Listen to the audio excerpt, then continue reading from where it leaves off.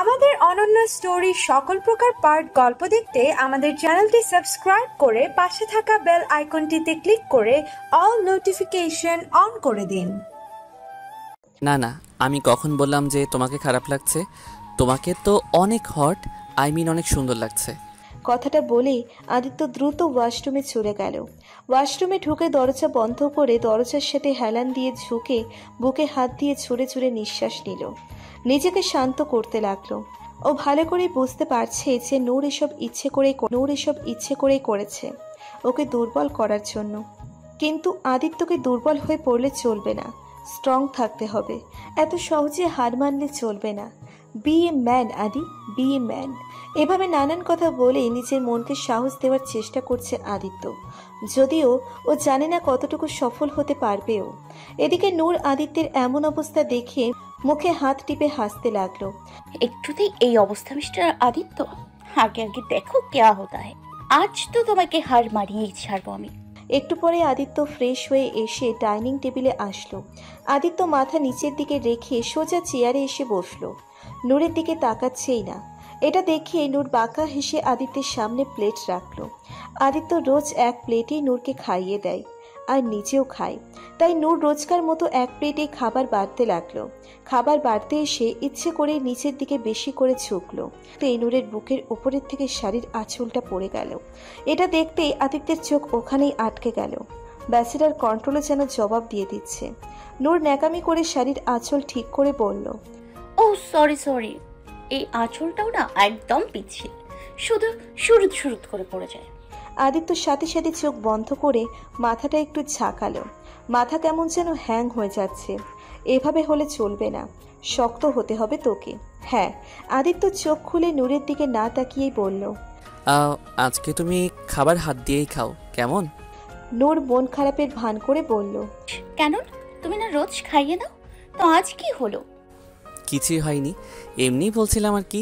তুমি আজ হাত দিয়েই খাও। ঠিক আছে, আমি তাহলে খাবোই না। কথাটা বলে নূর মিথ্যে অভিমান করে চলে যেতে নিলেই আদিত্যর হাত ধরে বলল, আরে খাবে না কেন? আচ্ছা ঠিক আছে, আসো খাইয়ে দিচ্ছি। নূর হেসে দিয়ে ফট করে আদিত্যের কোলে বসে আদিত্যের গলা জড়িয়ে ধরে আহ্লাদি কণ্ঠে বলল, ঠিক আছে তাহলে দাও খাইয়ে। আদিত্য জোরপূর্বক হাসি দিয়ে বলল, চেয়ারে বসো না, ওখানে খাইয়ে দিচ্ছি। নূর আদুরে গলায় বলল, না, আজ আমার তোমার কোলে বসে খেতে ইচ্ছে করছে। নাও তাড়াতাড়ি খাইয়ে দাও, আমার অনেক ক্ষুধা লেগেছে। আদিত্য আর উপায় না পেয়ে জোরপূর্বক হাসি দিয়ে নূরকে খাইয়ে দিল আর নিজেও খেয়ে নিল। রাত 10টা। আদিত্য বেডে বসে মোবাইল টিপছে, নূরের দিকে একদমই তাকাচ্ছে না। নূরকে এই রূপে দেখেও ওকে আদর করতে না পারায় যা কষ্ট তা শুধু বেচারা আদিত্যই বুঝতে পারছে। কি দরকার ছিল নূরের শর্তে রাজি হয়ে যাওয়ার? এখন ধুকে ধুকে পড়তে হচ্ছে আদিত্যকে। ধ্যাত, ভাল লাগে না। নিজের বউয়ের কাছেও পরপুরুষের মতো নজর ঝুঁকিয়ে রাখতে হচ্ছে। আদিত্যের ভাবনার মাঝেই হঠাৎ নূর দৌড়ে এসে ছটপট করতে করতে বলল, আদিত্য দেখো না, আমার পিঠে কি যেন কামড় দিয়েছে। উফ, অনেক চুলকাচ্ছে, দেখো না প্লিজ। কথাটা বলে নূর আদিত্যের সামনে পিঠ করে বসলো। পিঠের ওপর থেকে চুল সরিয়ে আদিত্যকে দেখতে বলল। নূরের খোলা পিঠ দেখে আদিত্যের সব সংকল্প যেন ধুলোয় মিশে গেল। এতক্ষণ ধরে এত কষ্ট করে আটকে রাখা ইমোশনগুলো ছুটে বেরিয়ে এলো। আদিত্য নূরের পিঠে হাত বুলিয়ে বুলিয়ে বলল, কোথাও কামড় দিয়েছে? এখানে না। তাহলে এখানে না। আদিত্য আর পারল না থাকতে। নূরের মোলায়েম পিঠে হাত বোলাতে বোলাতে ও ঘোরের মাঝে চলে গেল। আদিত্য মুখ নামিয়ে নূরের পিঠে চুমু খেতে লাগলো। নূর শিহরণে চোখ বন্ধ করে মুচকে হাসলো। আদিত্য পিঠে চুমু খেয়ে নূরকে নিচের দিকে ঠোঁটের কাছাকাছি আসতেই নূর হঠাৎ আদিত্যের ঠোঁটের উপর তর্জনী আঙ্গুল ঠেকিয়ে বলল, শর্ত নিশ্চয় মনে আছে, কাছে আসতে চাইলে বাবু দিতে হবে। নূরের কথায় আদিত্যের ঘোর কাটল। আদিত্য ঝট করে নূরকে ছেড়ে দিয়ে সোজা হয়ে বসে অন্যদিকে তাকিয়ে রইল। আদিত্যের এমন আচরণে নূরের সত্যি এবার অনেক খারাপ লাগলো। ওর চোখে পানি চলে এলো। নূর কাঁদো কাঁদো গলায় বলল, কেন এমন করছো? কেন এত জিদ করছো? কেন বুঝতে পারছো না একটা মেয়ের জীবন তখনই পরিপূর্ণ হয় যখন সে মা হয়? আর শুধু মেয়ে কেন, একটা পুরুষের জন্য বাবা হওয়ার চেয়ে বেশি খুশির দুনিয়াতে আর কিছুই নেই। তুমি হয়তো এখন আবেগের বশে মানা করছো, কিন্তু যখন পরবর্তীতে সবাইকে বাবা হতে দেখবে, বাবা হওয়ার সুখ পেতে দেখবে, তখন তোমার আজকের দিনের জন্য আফসোস হবে। আর তখন তোমাকে আফসোস করতে দেখে আমি তিল তিলে মরব। হায়াত মৌত সব আল্লাহ তাআলার হাতে, আমাদের এতে কিছু করার নেই। যার যতদিন হায়াত সে ততদিন বাঁচবে, তার কম বা বেশি কেউই বাঁচবে না। দেখো না, এত বড় একটা অ্যাক্সিডেন্টের পরেও আল্লাহ আবার আমাকে বাঁচিয়ে দিয়েছে, কারণ আমার হায়াত ছিল বলে। তাহলে পরে কি হবে না হবে সেটা ভেবে আমরা জীবনে এত বড় খুশি থেকে বঞ্চিত থাকবো? আমি এত বড় স্বার্থপর না যে নিজের স্বার্থের কথা ভেবে আমি বাচ্চা নিব না। মনে রেখো, আমি এভাবে কখনো খুশি থাকবো না, কখনোই না। কথাগুলো বলে নূর দৌড়ে ব্যালকনিতে চলে গেল। ব্যালকনির গ্রিল ধরে কাঁদতে লাগলো। কিছুক্ষণ পরে আদিত্য পেছন থেকে নূরের কোমর জড়িয়ে ধরল। তারপর নূরের কাঁধে চুমু খেয়ে বলল, এখানে দাঁড়িয়ে দাঁড়িয়ে কাঁদলে কি বাবু হয়ে যাবে? তার জন্য প্রসেসিং শুরু করতে হবে না? নূর এক ঝটকায় আদিত্যের দিকে তাকিয়ে অশ্রু চোখে হাসি মুখে বলল, সত্যি? তার মানে তুমি রাজি? আদিত্য মুচকি হেসে বলল, হ্যাঁ, তোমার জিদের কাছে শেষমেশ আমাকে হার মানতেই হলো। তুমি তো জানোই আমি সব কিছু সহ্য করতে পারি, কিন্তু তোমার চোখের পানি না। তবে তোমাকে একটা প্রমিস করতে হবে। কি প্রমিস বলো? তুমি যদি কনসিভ করো, আর আল্লাহ না করুক প্রেগনেন্সির সময় বা ডেলিভারিতে যদি তোমার কিছু হয়ে যায়, তবে তুমি অন্যদের মতো আমাকে এটা বলবে না বা এ ধরনের কোনো প্রমিস চাইবে না যে তোমার পরে আমি যেন আমাদের বাবুকে দেখে রাখি, কারণ এটা আমি কখনোই করতে পারবো না। তোমাকে ছাড়া আমি এক সেকেন্ডও এই পৃথিবীতে নিঃশ্বাস নিতে পারবো না। তোমার সাথে আমিও চলে যাব, তাই আমাকে প্রমিস করো তুমি এমন কিছু চাইবে না আমার কাছে। নূর মুচকি হেসে বলল, তাহলে চলো যাওয়া যাক, তোমার তো অনেক মেহনত করতে হবে এখন। নূর লজ্জায় আদিত্যের বুকে মুখ গুজল। 3 বছর পর ব্যালকনিতে নূর মনমরা হয়ে আকাশের দিকে তাকিয়ে আছে। আজকালও বেশিরভাগ সময় এটাই করে। এই 3 বছরেও নূর সেই সুখের মুখ দেখে, যার জন্য ও অধীর আগ্রহে অপেক্ষা করছে। এই 3 বছরেও নূর কনসিভ করেনি। অনেক ট্রাই করেছে, এমনকি ডাক্তারও দেখিয়েছে, তবুও কোনো সুফল পায়নি। ডাক্তার বলেছে নূরেরই কিছু সমস্যা আছে, তাই কনসিভ হতে সমস্যা হচ্ছে। এটা শোনার পর থেকে নূর আরও ভেঙে পড়েছে। সব আশা প্রায় ছেড়ে দিয়েছে। এরই মধ্যে নূরের পড়াশুনো শেষ হয়ে গেছে। তানির ছেলেটাও বড় হয়ে গেছে, সারা বাড়ি দৌড়ে বেড়ায় এখন, তোতলা তোতলা মুখে কথা বলে। সানা আর তাসিরেরও বিয়ে হয়ে গেছে, 1 বছর হলো। সানাও 3 মাসের প্রেগনেন্ট। সবাই মা হচ্ছে, শুধু নূরই হতে পারছে না। এসব ভেবে নূরের অনেক খারাপ লাগে। নিজেকে অসম্পূর্ণ মনে হয় ওর। নিজেকে কেমন আদিত্যের কাছে অযোগ্য লাগে এখন ওর। যতই আদিত্য মুখে কিছু না বলুক, কিন্তু সব ছেলেই বাবা হওয়ার সুখ পেতে চায়, আর নূরের জন্য আদিত্য বাবা হওয়ার সুখ থেকে বঞ্চিত হচ্ছে। এসব ভাবতে ভাবতে নূরের চোখে পানি চলে এলো। এই পানিও যেন আজকাল বেশি বেশি আসা শুরু করেছে। একটু পরে আদিত্য অফিস থেকে এলো। রুমে ঢুকে দেখলো নূর রুমে নেই। আদিত্য একটা দীর্ঘশ্বাস ছেড়ে ব্যালকনিতে গেল। ও জানে নূর ওখানেই দাঁড়িয়ে আছে। আদিত্য ব্যালকনিতে এসে দেখলো নূর আকাশের দিকে তাকিয়ে নীরবে কান্না করছে।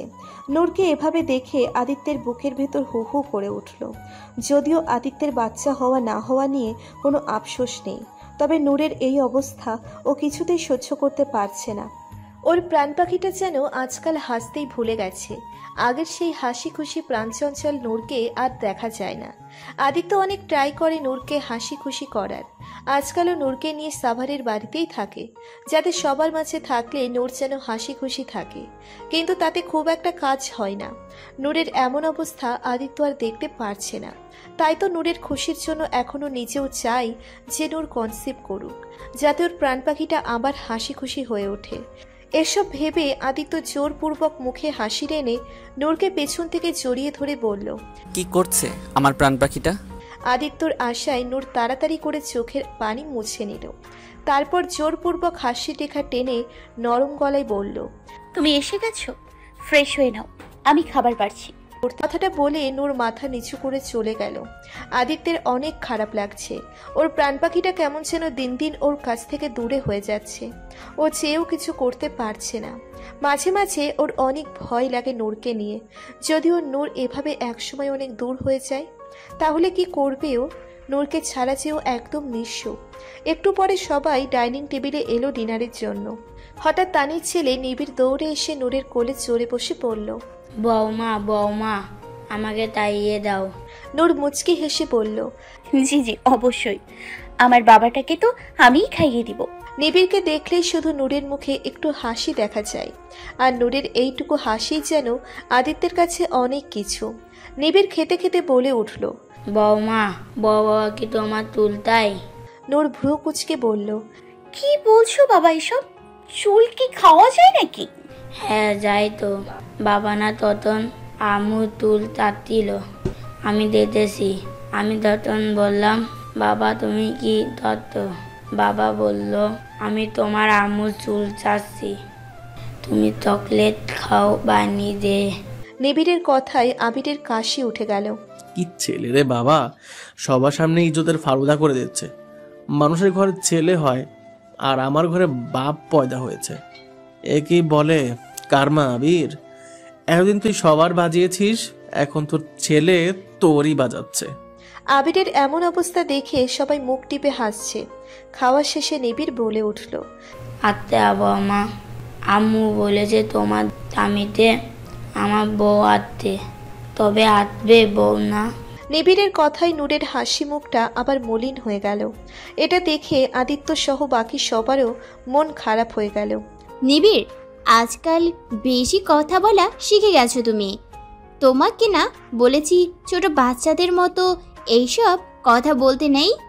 চলো, রাত হয়েছে, এখন ঘুমাবে, চলো। আসার চেষ্টা করে বলল, তানি ওকে কেন বকছিস? ও বাচ্চা মানুষ, ও কি বোঝে?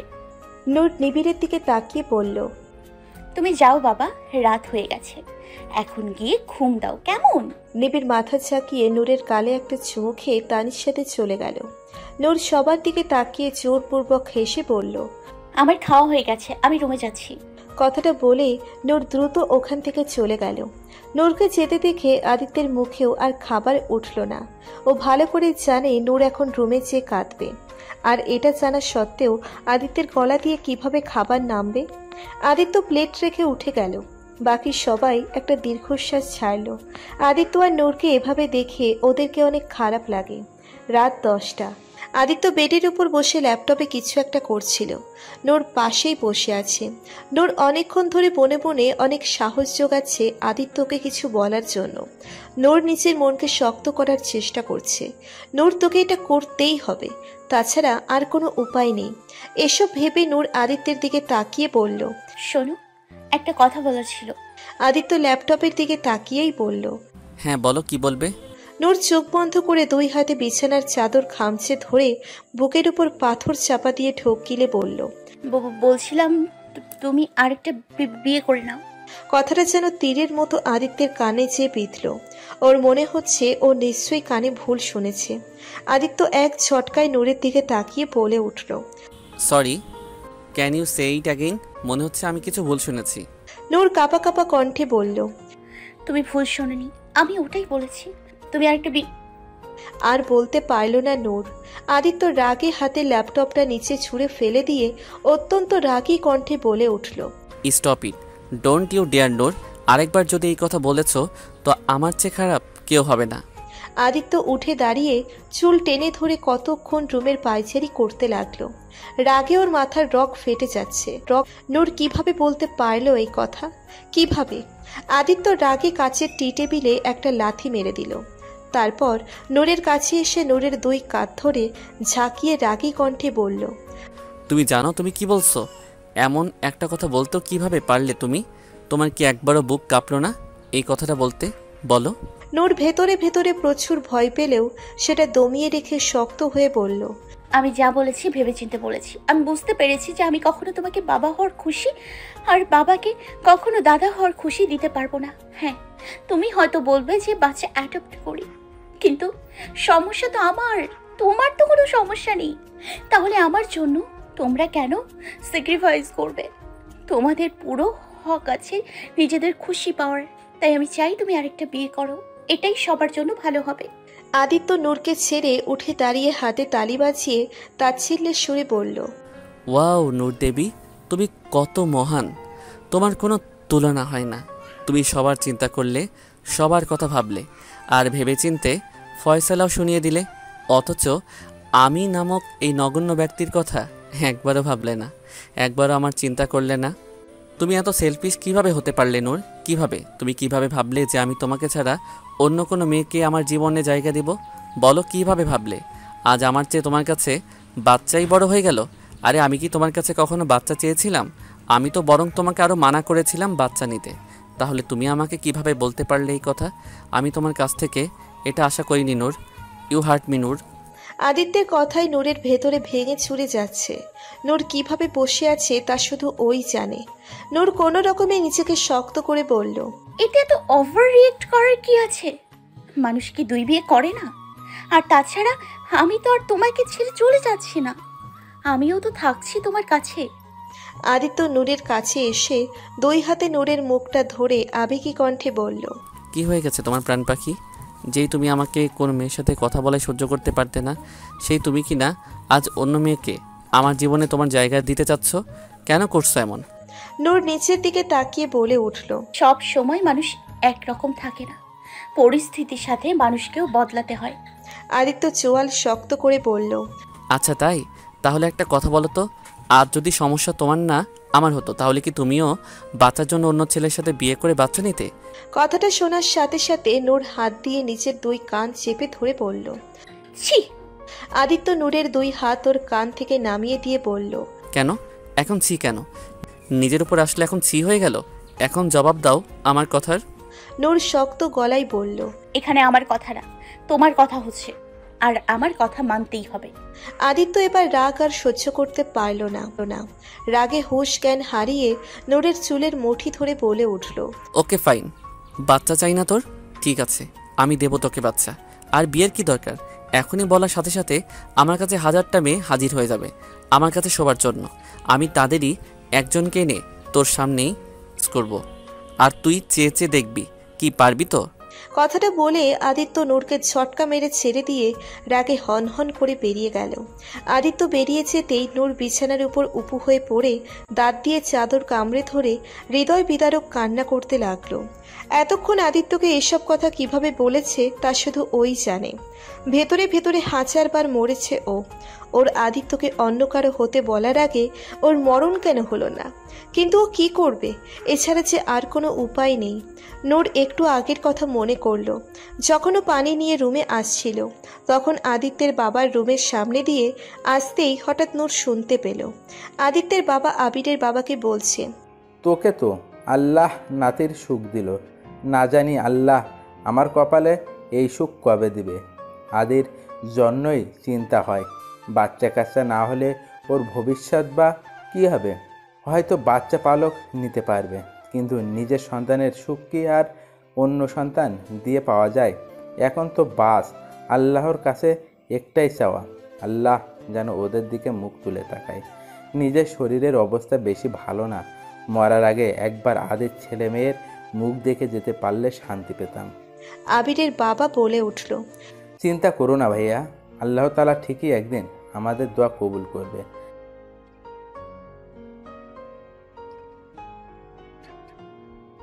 নূর আর শুনতে পারে না, ওখান থেকে চলে আসে। নিজেকে স্বার্থপর মনে হচ্ছিল তখন ওর। নিজের অক্ষমতার জন্য অন্যদের কেন শাস্তি দিবেও? তাই তো মরমে মরে এই কথা বলেছে আদিত্য, আর এই ডিসিশন নিয়েছে। এখন আর ওকে দুর্বল হলে চলবে না।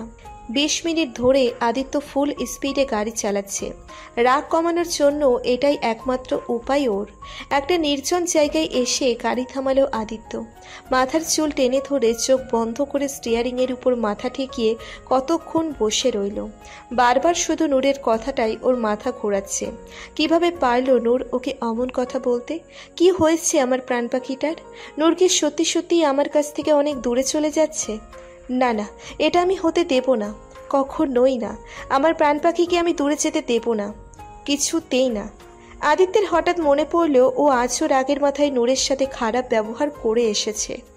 শিট, আমি আবার প্রাণ পাখিকে কষ্ট দিলাম। আমি কেন নিজের রাগকে কন্ট্রোল করতে পারি না? কেন? ওরও তো নিশ্চয়ই কত কষ্ট হয়েছে ওসব বলতে, আর আমি কিনা ওর উপর রাগ দেখিয়ে আসলাম। ভালো করে বুঝিয়েও তো বলতে পারতাম। আমার প্রাণ পাখিটা নিশ্চয়ই এখন কত কান্না করছে, আমাকে এখনই ওর কাছে যেতে হবে। এসব ভেবে আদিত্য গাড়ি ঘুরিয়ে বাসার দিকে রওনা দিল। 30 মিনিট পর আদিত্য বাসায় পৌঁছলো। গাড়ি থেকে নেমে দ্রুত ভেতরে ঢুকে দৌড়ে ওর রুমের দিকে গেল। রুমে ঢুকে দেখলো নূর কোথাও নেই। আদিত্য ওয়াশরুমের দিকে তাকিয়ে দেখলো ওয়াশরুমের দরজা খোলা, তার মানে নূর ওখানেও নেই। আদিত্য তাড়াতাড়ি ব্যালকনিতে যেয়ে দেখলো নূর ওখানেও নেই। আদিত্য এবার ঘাবড়ে গেল, কোথায় চলে গেল নূর? রাগ করে কোথাও চলে গেল না তো? আদিত্য দৌড়ে ছাদে এসে দেখলো ছাদেও নেই নূর। আদিত্য এবার আরো ভয় পেয়ে গেল। আদিত্য ফোন বের করে নূরের নাম্বারে ফোন দিল, কিন্তু ওর ফোন বন্ধ আসছে। আদিত্যের নিজেকে পাগল পাগল লাগছে। ও নিচে এসে সবাইকে জোরে জোরে ডাকতে লাগলো। আদিত্যের ডাকে সবাই বেরিয়ে এলো। আদিত্য সবার দিকে তাকিয়ে বলল,